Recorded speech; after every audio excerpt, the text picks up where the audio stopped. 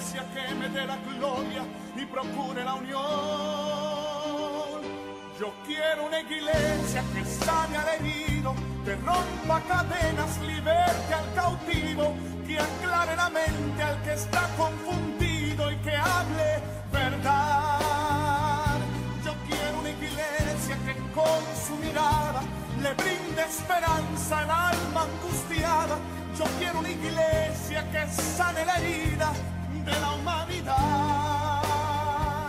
Yo quiero un rebaño donde mis ovejas se sientan seguras y llenas de paz, donde mi palabra sea su alimento. Allí quiero acerca de cómo Dios utilizó al profeta y cómo nosotros podemos aplicar eso en nuestra vida. Libro del profeta Jeremías, capítulo 13. Leo en el verso 1 y dice así la palabra de Dios: así me dijo Jehová, ve y cómprate un cinto de lino y cíñelo sobre tus lomos y no lo metas en agua. Y compré el cinto conforme a la palabra de Jehová y lo puse sobre mis lomos. Vino a mí segunda vez palabra de Jehová diciendo: toma el cinto que compraste que está sobre tus lomos y levántate y vete al Éufrates y escóndelo allá en la hendidura de una peña. Verso 6. Y sucedió que después de muchos días me dijo Jehová: levántate y vete al Éufrates y toma de allí el cinto que te mandé escoger allá. Entonces fui al Éufrates y cavé y tomé el cinto del lugar donde lo había escondido, y he aquí que el cinto se había podrido, para ninguna cosa era bueno. Y vino a mí palabra de Jehová diciendo: así ha dicho Jehová, así haré podrir la soberbia de Judá y la mucha soberbia de Jerusalén. Este pueblo malo que no quiere oír mis palabras, que anda en las imaginaciones de su corazón y que va en pos de dioses ajenos para servirles y para postrarse ante ellos, vendrá a ser como este cinto que para ninguna cosa es bueno.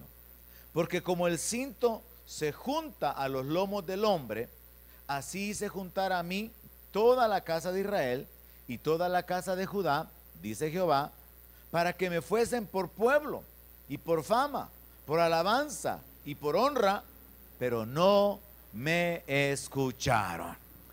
Detenemos aquí la lectura para poder extraer las ideas principales de esta experiencia que el profeta tuvo.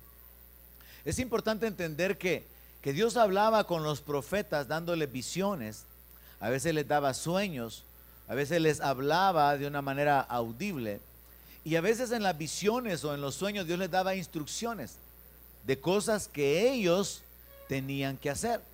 Y este es uno de estos ejemplos.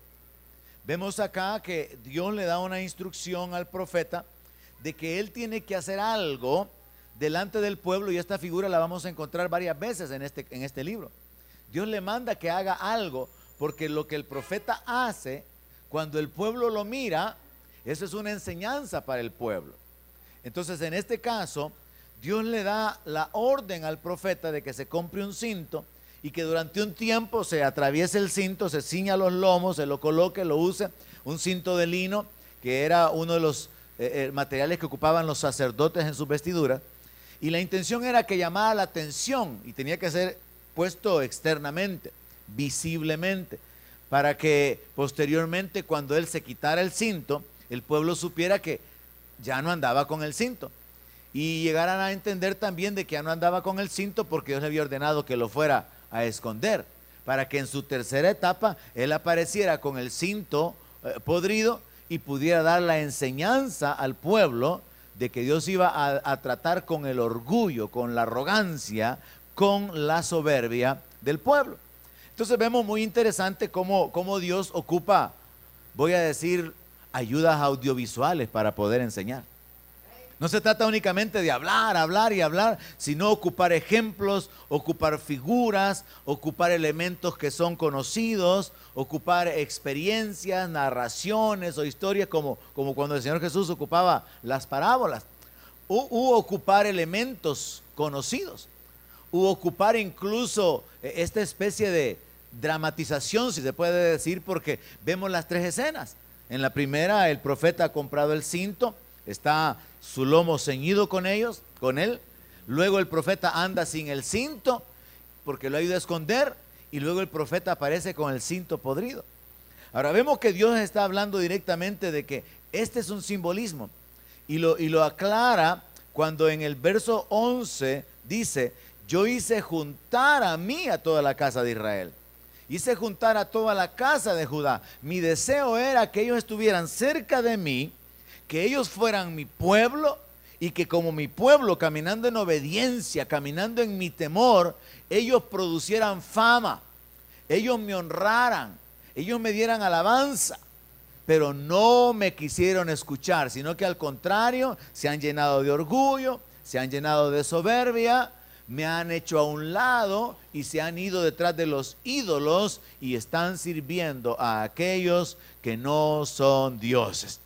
En el verso 10, Dios describe a Judá, porque este es un trato particularmente con Judá, una de las 12 tribus de Israel, y Dios dice: este pueblo malo, mire, Dios dice que su pueblo es malo, no quiere oír mis palabras, anda en las imaginaciones de su corazón y va en pos de dioses ajenos para servirles y para postrarse ante ellos. Por eso va a venir a ser como este cinto, que para ninguna cosa es buena. Dios está diciendo, en otras palabras: yo los escogí, yo los rescaté, los saqué de la esclavitud. Yo quería que ellos fueran mi pueblo, quería bendecirlos, quería levantarlos, quería que ellos fueran para mi fama, para mi honra, para mi gloria. Y yo iba a deleitarme en bendecirlos, pero como no quieren, entonces su final será que no van a servir para nada. Dios los desecha, pero particularmente Dios trata directamente con la soberbia, que es una figura o un principio que encontramos en la Biblia varias veces. La palabra dice que Dios mira de lejos al altivo. La Biblia dice que antes del abatimiento es el enaltecimiento. Y particularmente tenemos que entender esto. El primer pecado universal fue el del diablo, el del orgullo. Porque el diablo dijo: yo voy a subir y voy a poner mi silla junto al trono de Dios. Entonces él se llenó de orgullo. Y luego muchos seres humanos también hemos de alguna manera, en mayor o menor grado, caminar practicando o ejercitando el orgullo. Gobernantes se han llenado de orgullo. Y vemos cómo Dios trató con dos en particular, ¿verdad? Con Faraón y con Nabucodonosor. Los humilló. Porque Dios va a humillar a los soberbios. Y por el otro lado Jesús dice: aprendan de mí que soy manso y humilde. ¿Por qué? Porque Dios quiere que nosotros tengamos su carácter, que tengamos una semejanza, una similitud con Él. Pero aparte de esta lección de que Dios trata con los orgullosos y los va a humillar, encontramos otra lección, y es esta. Aprenda esta noche lo siguiente: a los profetas Dios los usaba para poder revelar el futuro. A los profetas Dios los usaba para poder confrontar el pecado del pueblo, para que el pueblo enderezara su camino. Pero también a los profetas Dios los usaba para poder hacer estas demostraciones proféticas. Dios los usaba de manera que a través de las instrucciones o de las órdenes que Él les daba de lo que tenían que hacer, el pueblo pudiera entender a través de estos actos proféticos que últimamente, quizás en los últimos 10, lo mucho 20 años, se han puesto muy de moda en la iglesia evangélica. Es como que la iglesia evangélica haya redescubierto los actos proféticos. Y esto es la base para un montón de errores y un montón de cosas atravesadas que se están haciendo dentro de las iglesias cristianas. Un acto profético bíblico, un acto profético genuino, sería la ejecución de las órdenes dadas por Dios, pero con claridad, a un hombre de Dios, a un profeta. Un acto profético no tendría que ser el invento de alguien que quiere presumir de espiritual, que quiere manipular a la gente, que quiere obtener alguna ventaja. No, un acto.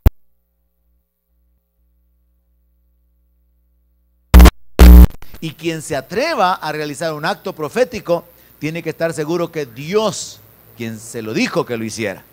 Porque ahora dentro de las iglesias evangélicas, antes solamente eran las iglesias proféticas pequeñitas, las que estaban llenas de error y llenas de un montón de acciones fuera de la palabra, pero ahora ministerios grandes, ministros famosos, están haciendo estos mal llamados actos proféticos, que en realidad muchos de ellos, si no están con un respeto,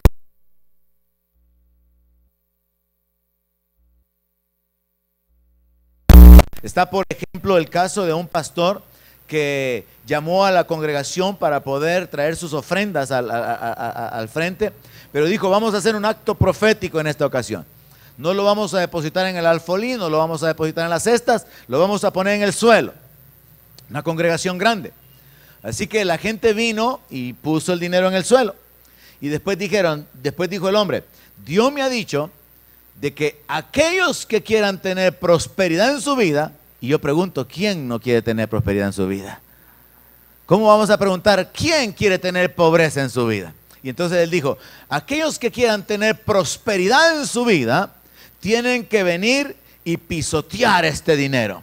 Porque el acto profético consiste en que si usted camina sobre el dinero, usted se está encaminando hacia la prosperidad. Ese mismo acto profético fue hecho posteriormente por otro pastor, pero este pastor, la instrucción que dijo que Dios le había dado era que la gente tenía que venir a danzar. Allá no danzaban, pero ahora encima del pisto sí danzaban, porque les interesaba la prosperidad. Así que la gente danzando encima del dinero, porque Dios había dicho que todos los que danzaran iban a ser prosperados. Así que aprenda eso esta noche. Es bíblico que Dios usara a los profetas para dar lecciones, para poder enseñar. Y hay casos más tremendos, como el del profeta al que el Señor le dice: toma a una mujer repudiada, y después más adelante se le muere. Y hay una serie de cosas ahí donde vamos aprendiendo que Dios hizo que los profetas hicieran cosas tremendas. Hizo que un profeta hiciera un hoyo en el muro y que a la mirada de todo el pueblo se atravesara el hoyo, estuviera rascando ahí, como que alguien estuviera rascando ahí la pared, para que la gente dijera: ¿y qué estás haciendo? Y al final el propósito es: así van a huir, dice el Señor, no van a hallar ni por dónde salir. Entonces Dios le daba instrucciones a los profetas de hacer estas cosas. Pero esto se ha ocupado como base para que muchos ministros ahora de iglesias famosas, de iglesias grandes, al igual que las iglesias pequeñas de gente que no conoce la palabra, estén haciendo cosas atravesadas.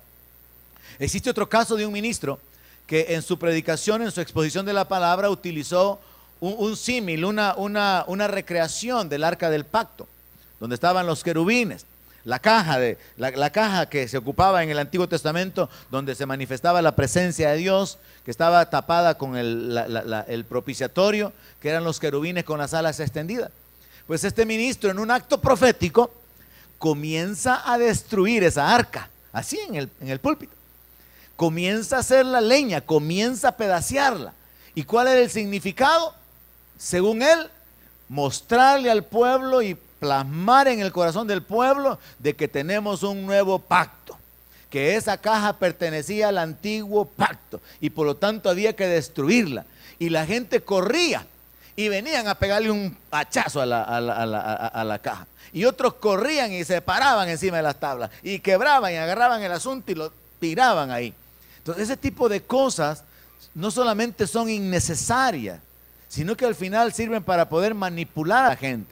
Muchas veces los ministros pueden inventarse ese tipo de cosas, como dije, para poder obtener beneficios personales. Volviendo al ejemplo de lo de la prosperidad, hay un video también donde el ministro lo que dice es: Dios me ha hablado que hagamos un acto profético en esta ocasión. Y de nuevo el asunto es el dinero. Y como la gente es movida por el dinero, ¿quién no quiere que le regalen? ¿Quién no quiere que le den? ¿Quién no quiere recibir? Todo el mundo anda esperando encontrar de gratis. Es raro el creyente que anda pensando en dar, en bendecir, es raro. Pero hay, gloria a Dios por eso, alguien diga amén. Pero todo el mundo quiere recibir, que le den, que le regalen. Y entonces viene este ministro y dice: Dios me ha dado una palabra esta noche. Y el acto profético que vamos a hacer es que si usted quiere prosperar en el 2016, lo estoy haciendo contemporáneo ahorita, si usted quiere prosperar en el 2016, venga aquí al frente, porque vamos a, mire los errores, a ungir con harina las carteras y las billeteras. Así que traiga su billetera y ábrala, porque le vamos a echar harina santa. Traiga su cartera y ábrala, porque ahorita yo comienzo, por la unción que está sobre mi vida, a echarle harina a sus carteras y a sus billeteras, para que usted de veras tenga un próspero 2016. Y se ve el montón de gente corriendo, gritando, empujándose, unos tras otros, no alcanzan a llegar hasta donde el hombre que está tirando la harina. Hay un montón de filas, la gente empuja, la gente quiere recibir harina, están saltando, están empujándose, porque la gente quiere el dinero. Actos proféticos. Y bajo este enfoque entran un montón de cosas que se hacen. Ungir, por ejemplo, las paredes de una casa, de un local, ungir las bancas, ungir los micrófonos, ungir las cosas. Y eso era un mandamiento en el Antiguo Testamento para poder separar las cosas que estaban dedicadas al servicio de Dios. De igual manera, alguien puede venir e inventarse que como un acto profético se va a ungir, por ejemplo, yo quiero pagar mi casa, y entonces la palabra profética que recibí es que si yo unjo esta casa va a ser mía y sin pagarla. Entonces sale barato, ¿verdad? Comprar un poquito de aceite en lugar de seguir pagando las 140 cuotas que le faltan. Entonces compra un poquito de aceite y unge las paredes, acto profético, y reclama la casa como suya. Pero no es bíblico, no es correcto. Bajo este enfoque se ha pretendido supuestamente en algunas ocasiones también impedir de una manera similar al sistema católico de que a través de la unción o el ungimiento de paredes y del ungimiento de una casa ya no sigan habiendo manifestaciones demoníacas, porque a través de la palabra de Dios se ha recibido la instrucción de que si ungimos esta casa, el niño ya va a poder dormir en paz, porque en el cuarto donde duerme el niño como que se manifiesta un espanto, y si ungimos el cuarto, ese niño va a dormir tranquilo. Entonces se hacen cosas con el fin de alcanzar una meta o un propósito, pero está fuera de lugar. Así que sin más ejemplos al respecto, solamente entendiendo que sí existen los verdaderos actos proféticos, tenemos que establecernos en que hay que ser muy cuidadosos con todas esas cosas. Todo lo profético, de hecho, tiene que juzgarse según la palabra. La Biblia dice que todos podemos profetizar, pero la profecía tiene que ser juzgada.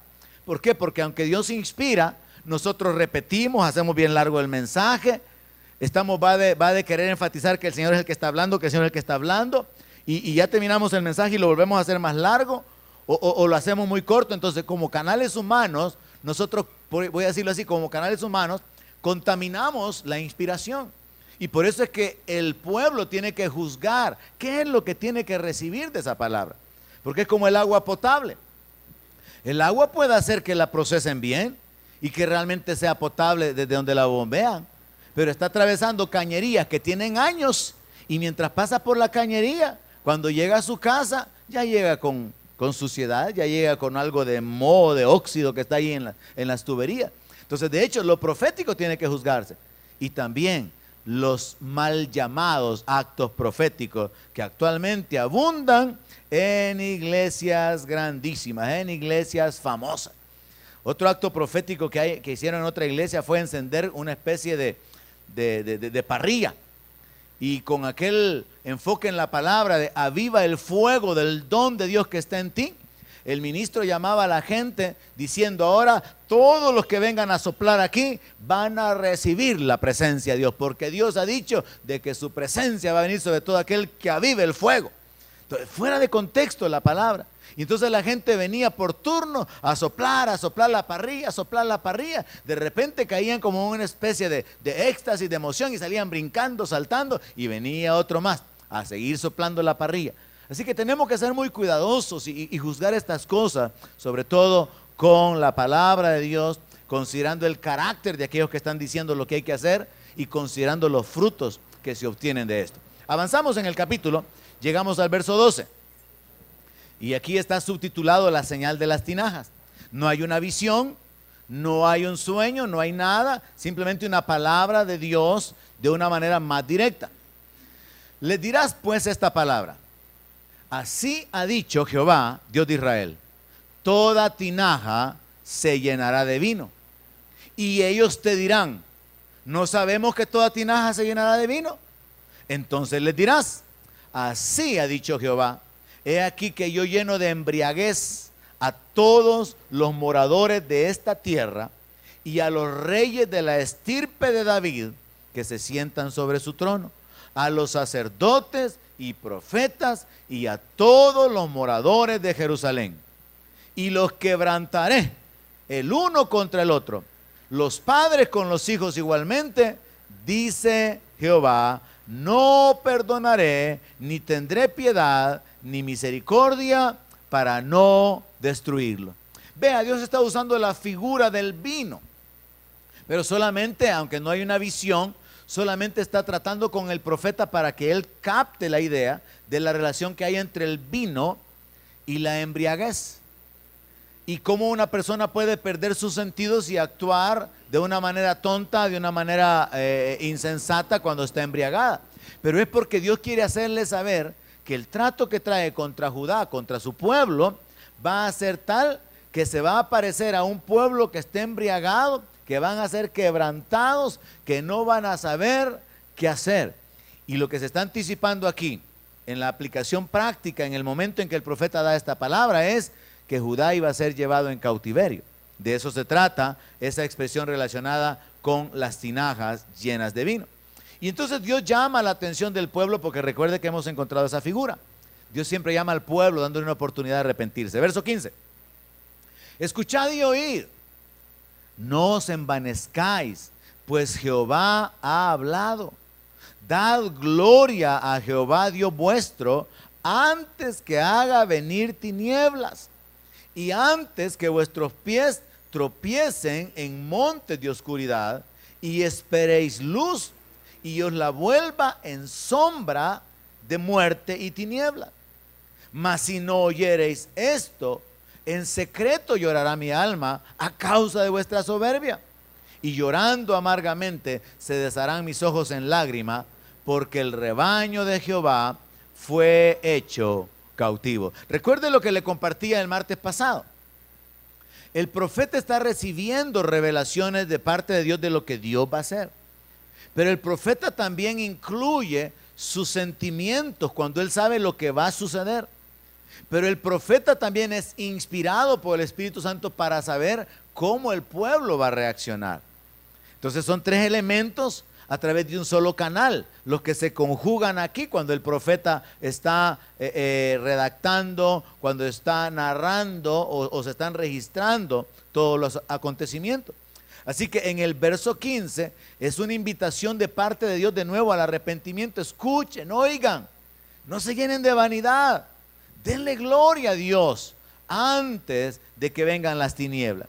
Es un llamado al arrepentimiento, es como el último llamado, es como la última oportunidad que se le está dando antes de que llegue el juicio, antes de que llegue el padecimiento.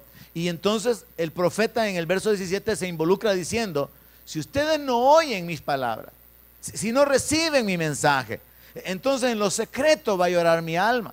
Yo creo que esto sería semejante a que un pastor aconseje a algún joven, a algunas personas. El pastor ya tiene claro el camino donde estas personas van, y el pastor tiene una idea acerca de qué es lo que va a suceder si estas personas no enderezan su camino, si no se arrepienten.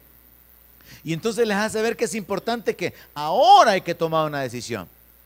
Pero no sucede esa decisión, y entonces el pastor va a dolerse, va a sufrir, va a sentir, va a lamentar, ver la condición de aquella persona sufriendo. En lo particular he tenido esa experiencia con algunas personas. Había aquí una joven que fue ayudada por muchos de ustedes. Había aquí una joven que fue ayudada por algunos jóvenes que eran amigos de ella, y perseveró, permaneció durante un tiempo. Pero luego se apartó, y ese rato de apartarse fue solamente para que la llenaran de plomo con escopetas, porque atacaron a personas que estaban en el lugar donde ella estaba. Volvió a ser ayudada, se recuperó, pero no pudo mantenerse a mantenerse fiel, a mantenerse luchando, y con el tiempo volvió a caer, volvió atrás. Hace unos años, porque esta historia es desde hace muchos años, hace unos años, quizás unos 2 o 3, yo la encontré en un lugar de aquí de San Salvador, y andaba prostituyéndose. Y me dio una gran tristeza verla destruida, verla deshecha, verla toda envejecida, toda arruinada. Y me acerqué para hablar con ella y le digo, ¿y qué pasó? ¿Y qué está haciendo aquí? ¿Por qué nunca regresó a la iglesia? Y comenzó a narrarme la historia de su vida, sus cosas, los padecimientos. Pero el punto que quiero ejemplificar nada más es este. El profeta se involucra en el asunto y dice, si ustedes no oyen esto, si ustedes no reciben el mensaje, si no reciben la advertencia, en secreto va a llorar mi alma. Yo recuerdo el impacto que me dio haber visto a esta persona, a esta mujer, a esta joven, que estuvo en la iglesia.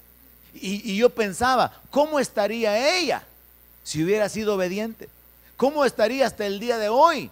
No solamente en su vida personal, sino en su desarrollo espiritual. Si hubiera obedecido, si hubiera luchado, si hubiera permanecido.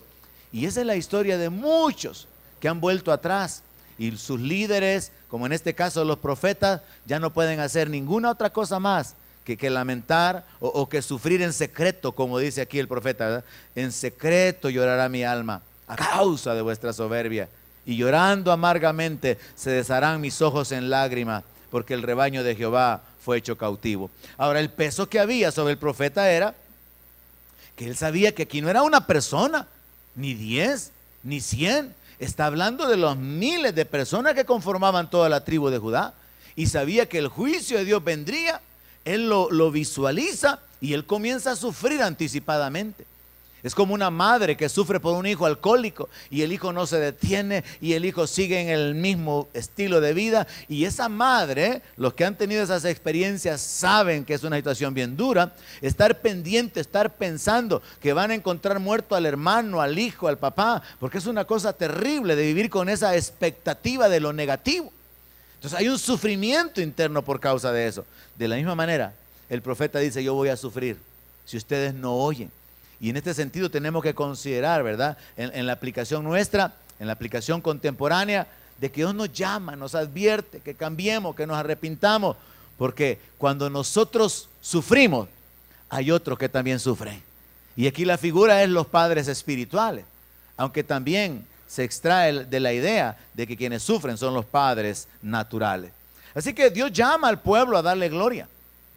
Darle gloria a Dios, como dice en el verso 15, en el verso 16, dad gloria a Jehová, es una evidencia de humillación y de comunión. Nadie le puede dar alabanza a Dios si no tiene comunión con Él. Nadie puede venir con la libertad de exaltar a Dios, de bendecir a Dios, si no tiene comunión. Entonces lo que el profeta está diciendo por la inspiración del Espíritu Santo de parte de Dios es que alaben a Dios, que se vuelvan en comunión con Dios, y nadie puede tener comunión con Dios si no se humilla. Entonces lo que Dios está diciéndoles es, humíllense, arrepiéntanse, vuélvanse en comunión, vuélvanse en amistad con Dios y denle la gloria, denle la alabanza. La siguiente frase es muy importante, antes que haga venir tinieblas, antes que vuestros pies tropiecen. ¿Qué significa esto? Que no hay que esperar el padecimiento, no hay que esperar las consecuencias, los problemas, no hay que esperar a estar hundiéndose para volverse a Dios. Yo creo que a través del trato que Dios tiene con el pueblo, Dios muestra algo. El decir que Dios renueva su misericordia cada día tiene la aplicación particular en nuestra vida de que Dios es paciente con nosotros cuando andamos mal. ¿Alguien dice amén? Dios es paciente. Y Dios es paciente. ¿Por qué? Porque Dios está esperando que nos volvamos. Dios está esperando que nos detengamos. Y Dios por su Espíritu ahora, por los profetas en el Antiguo Testamento, Dios por su Espíritu nos amonesta, nos inquieta, porque Dios es paciente. Porque Él es lento para la ira. Porque Él es grande en misericordia. Entonces la Escritura nos establece de que tiene que haber hay un tiempo donde puede ser hallado el Señor. Hay un tiempo donde la gente puede librarse del juicio, pero el engaño del pecado es terrible, ¿verdad? Y el trabajo del enemigo de confundir, de enredar a la gente, causa que la gente no se vuelva a Dios antes de que el juicio llegue. Y son muchos los cristianos que han tenido que experimentar la caída, la humillación, el juicio, y de ahí cuesta muchísimo más levantarse. Pero la base es la soberbia y la desobediencia. Verso 18. Di al rey y a la reina, humillaos, sentaos en tierra, porque la corona de vuestra gloria ha caído de vuestras cabezas. las ciudades del Negev fueron cerradas y no hubo quien las abriese. Toda Judá fue transportada, llevada en cautiverio fue toda ella. El profeta está asegurando algo que todavía no ha sucedido, pero él ya sabe que va a suceder. Alzad vuestros ojos y ved a los que vienen del norte. ¿Dónde está el rebaño que te fue dado, tu hermosa grey? ¿Qué dirás cuando él ponga como cabeza sobre ti a aquellos a quienes tú enseñaste a ser tus amigos? ¿No te darán dolores como de mujer que está de parto?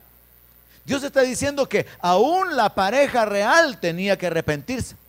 O sea que este era un pecado nacional. Recuerde que el pueblo de Israel se dividió. Recuerde que después del pecado de Salomón, Dios deja una tribu a cargo del hijo de Salomón y quedan 11 tribus a cargo de una persona que había sido el hijo de un criado, alguien que no tenía linaje real. Y Dios divide el reino, Dios rompe el reino. Entonces quedan 11 tribus, que es el reino del norte, y queda Judá.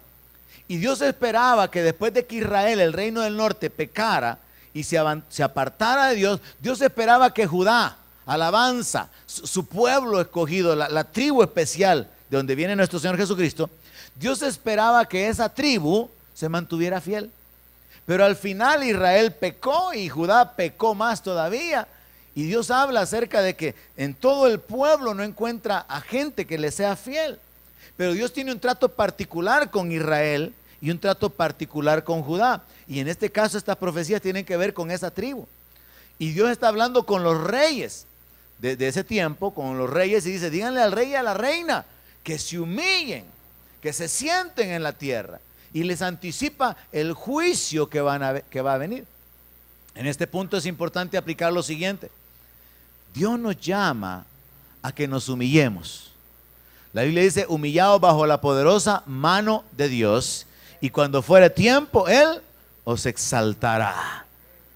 Ahora, hermanos, es bien fácil entender lo siguiente: es mejor humillarse que ser humillado. Es mejor humillarse voluntariamente.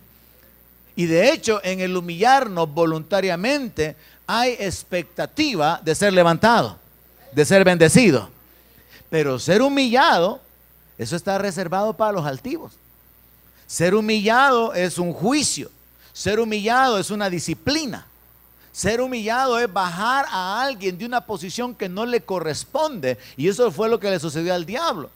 No estando conforme con la condición que él tenía, que dice que los instrumentos fueron preparados para el día de su creación, no estando conforme con ser el sello de la creación, quería estar más arriba, se llenó de orgullo. Y por causa de eso Dios lo bajó hasta el infierno. Fue lanzado al Seol, a los lados del abismo. Entonces Dios nos muestra de que Él siempre va a bajar a los altivos. Y por eso es que es importante entender que hay que trabajar en nuestra vida, hermano, para poder ir viendo cuando nosotros estamos hablando con soberbia. Usted se puede descubrir a usted mismo cuando está hablando así un poco soberbio. ¿Puede? ¿Cuántos pueden? Usted se puede descubrir a usted mismo cuando usted está caminando un poquito así creidito en medio de otra gente. Puede, ¿verdad que sí? Uno sabe, hermano, uno sabe cuando se siente algo inflado, cuando se siente algo gordo, cuando se siente que no cabe, cuando se siente que como que es un pavo real en medio de un montón de pollos, cheles que hay ahí. Uno puede descubrirse a uno mismo y hay que estar atento a esto para poder tomar la decisión voluntaria de humillarnos antes de que seamos humillados. Porque a veces se aprende a vivir con ciertas actitudes que revelan una soberbia que va a continuar creciendo y que al final se convierte en el estilo de vida. Así que vemos aquí en este pasaje que lo más importante es humillarse antes de que venga la humillación. Verso 22. Si dijeres en tu corazón: ¿por qué me ha sobrevenido esto?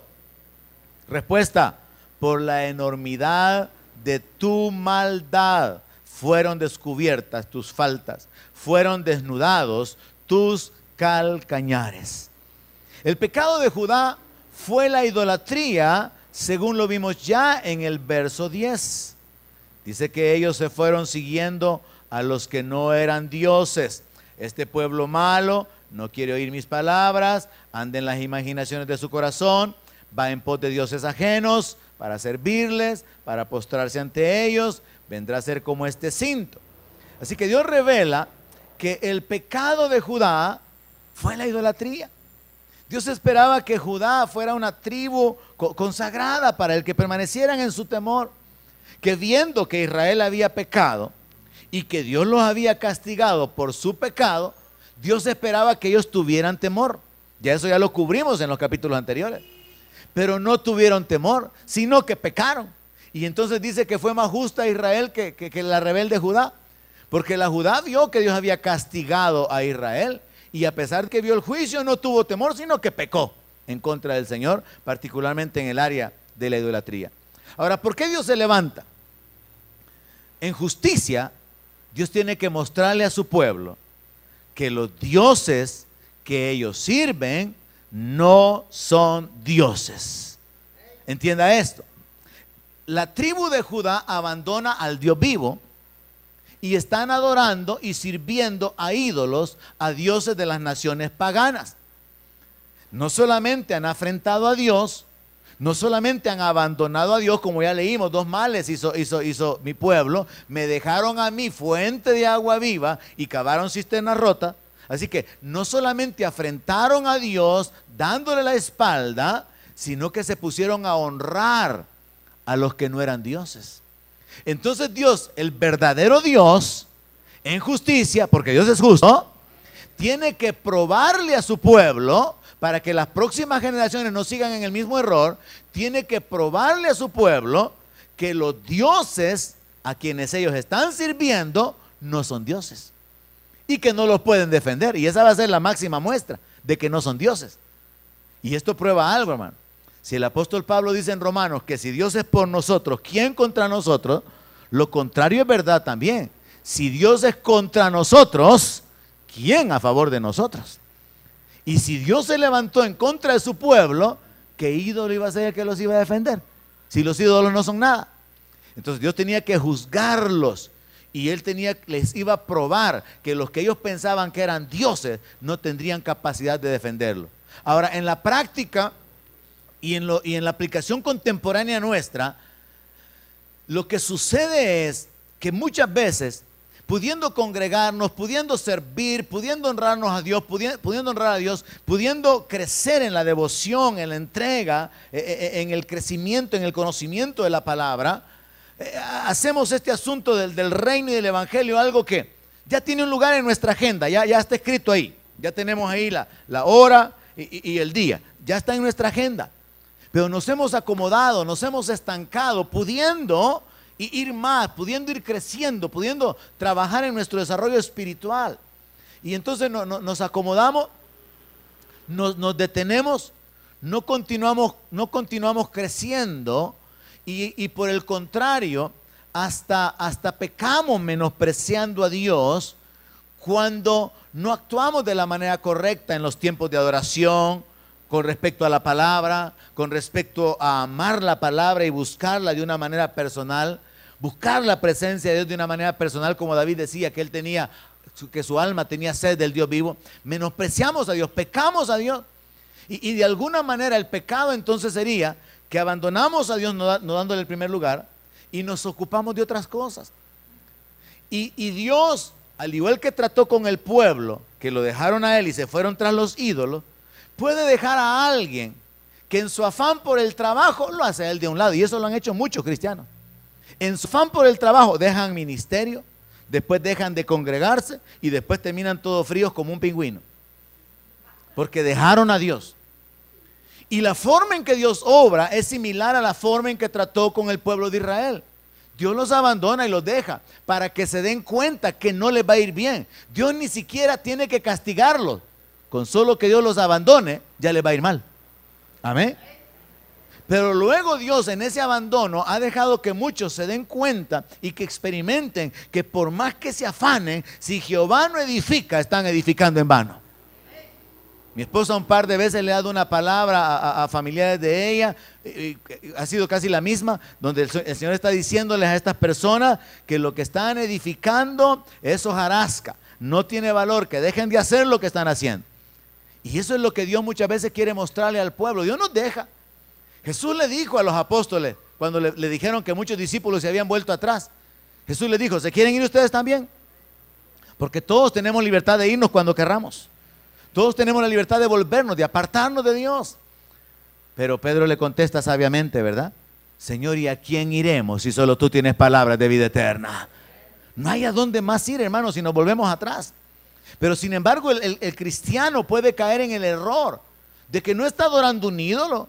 Sería bien absurdo, bien sin sentido que alguien se convirtiera en un budista, ¿verdad? Es algo bien inimaginable que alguien se volviera de nuevo al sistema idólatra, a menos que no haya nacido de nuevo. No, esto no es muy posible. Pero hay otros ídolos que pueden desviarnos de nuestra comunión con Dios, pueden apartarnos de nuestra relación con Dios.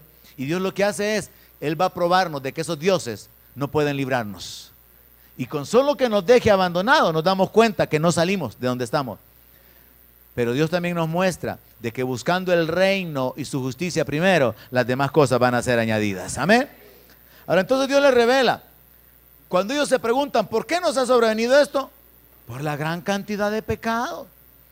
La Biblia dice que así como la golondrina en su vagar, en su emigrar, de acuerdo a las estaciones, así también la maldición nunca vendrá sin causa. Siempre hay un origen, siempre hay una razón. Y en este caso Dios les está revelando la causa de sus padecimientos es el pecado, es no haber caminado en temor de Dios. Yo creo que nunca tendríamos que preguntarle a Dios, Señor, ¿por qué a mí? Porque si nosotros fuéramos sinceros y examináramos nuestra vida, nos daríamos cuenta que somos infieles, que hemos sido infieles. Y en lugar de preguntarle a Dios, ¿por qué a mí? Deberíamos de considerar cómo es que Él en su gracia y su misericordia no nos ha pagado conforme a nuestras obras. Porque si Él nos pagara conforme a nuestras obras, ay hermano, como dice allá en Lamentaciones, que por la misericordia de Jehová no hemos sido consumidos. Si Dios nos pagara conforme a nuestras obras, no podríamos permanecer. Si no fuera porque Él en su misericordia nos sostiene, es paciente, nos levanta. Amén. Verso 23. ¿Mudará el etíope su piel? Un etíope es un africano, un negro. ¿Mudará el leopardo sus manchas? Así también, ¿podréis vosotros hacer bien estando habituados a hacer el mal? Dios les hace una pregunta y vea cómo Dios ocupa conexión con ideas que ellos pueden entender. Es bien difícil, no difícil, imposible que un leopardo pierda sus manchas de tanto bañarse. Es imposible que con el correr del tiempo, de los años, un etíope, de aquellos que son pero negros hasta azules, negros pero morados, que pudieran mudar su piel. Es imposible sencillamente. Y Dios ocupa esas dos figuras que tienen una claridad en la mente de los israelitas para poder decirles de igual manera, ustedes no pueden hacer el bien si están habituados a hacer el mal. En otras palabras, ustedes son incapaces de hacer el bien, pero no me han buscado a mí.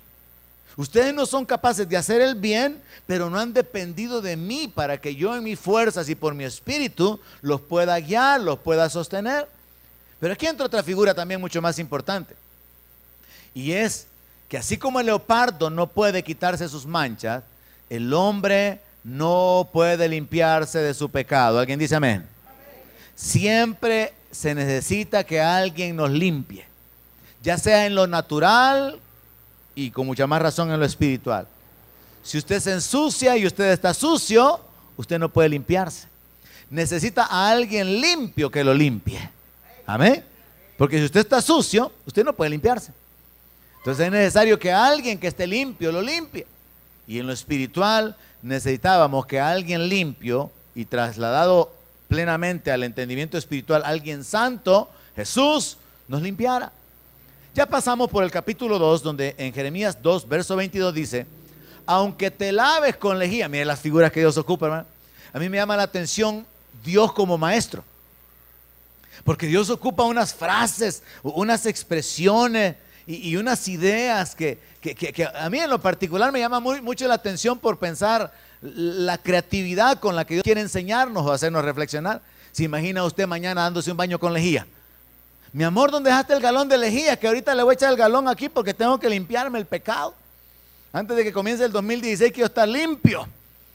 Y ni aunque compre la mejor lejía, y Dios ocupe esa figura, ni aunque te laves con lejía y amontones jabón, aunque mezcle de diferentes clases, del quitagrasa, del que no quita grasa, del suavecito, del que sea, aunque amontones jabón sobre ti, la mancha de tu pecado permanecerá aún delante de mí, dijo Jehová. ¿Cuál es el punto que estoy probando? No podemos limpiarnos.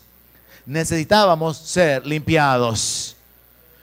Y particularmente aquí tenemos que entender que no hay nada que pueda limpiar el pecado, solo la sangre de Cristo. Solo la sangre.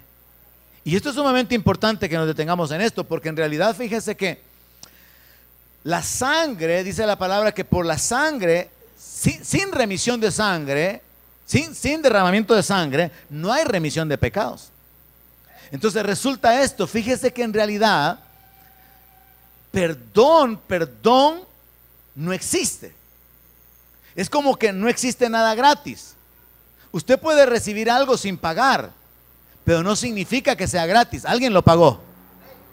Y el perdón, en el sentido de perdón, hubiera sido que Dios, sin sacrificar a su Hijo, hubiera dicho por medio de algunos profetas: de aquí en adelante todos están perdonados.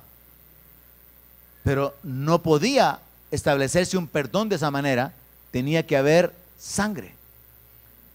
Y el hecho de la necesidad de sangre establece la necesidad de muerte.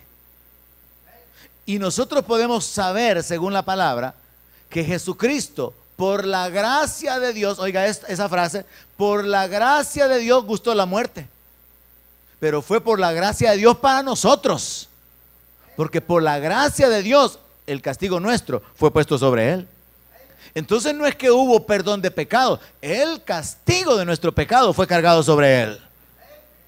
No es que el pecado fue perdonado, no, el pecado fue pagado por nuestro Señor Jesucristo.